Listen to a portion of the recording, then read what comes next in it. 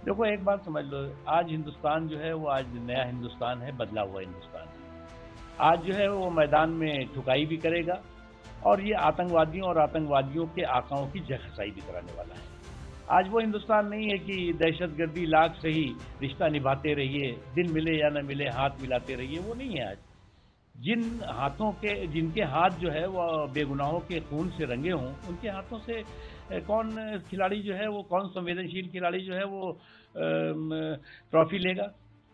और इसलिए जो है वो इनकी फील्ड में ठुकाई भी हुई है, धुनाई भी हुई है, उसके साथ ही साथ जगह हंसाई भी हुई है। लेकिन अफसोस की बात है कि मैं देखता हूँ कि चोट जब जब कराची को लगती है, चीख जो है वो कांग्रेसी कुनबे की निकलती है।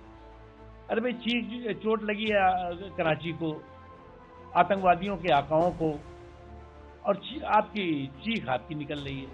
तो इस चोट और चीख की अजीब सी जुगलबंदी है।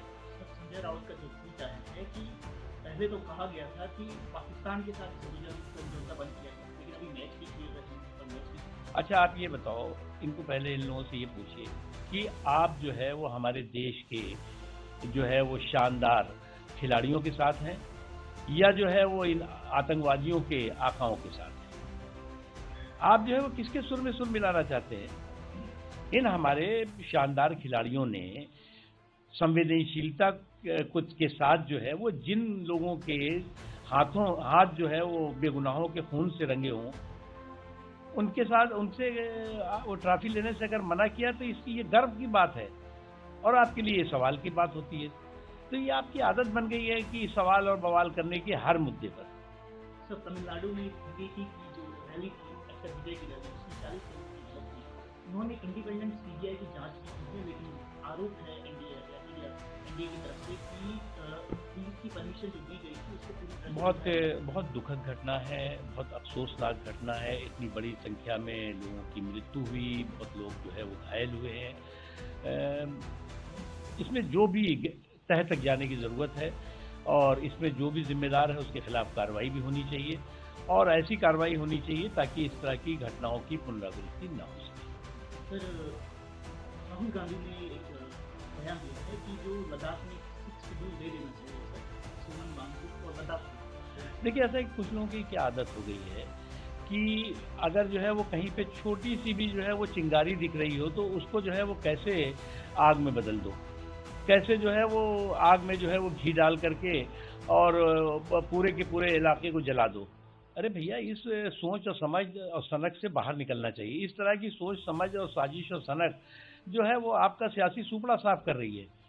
अरे वहाँ पर शांति हो, वहाँ पर लोग जो है वो संवेदनशीलता के साथ, एक शांति प्रिय स्थान है, एक शांति प्रिय वहाँ के लोग हैं। जो घटना हुई वो बहुत अफसोसनाक है, दुखद है, उसको संवेदनशीलता के साथ किया जा रहा है। आप उसमें जो है वो आग में घी डालने में लगे हुए हैं। सर, बरेली में जो घटना हुई है, इंडिया ब्लॉक के बहुत सारे लीडर हैं जिनका कहना है कि आई लव मोहम्मद कहने पर किसी भी प्रकार की आपत्ति नहीं है। देखो, आस्था के नाम पर अंधाधुन अराजकता अस्वीकार्य है। कोई भी देश जो है वो आस्था के नाम पर अंधाधुन अराजकता को स्वीकार नहीं कर सकता। और आप जो है वो लव के नाम पर हेट का हुड़दंगी हाहाकार और हंगामा और हॉरर शो करेंगे तो कौन स्वीकार करेगा?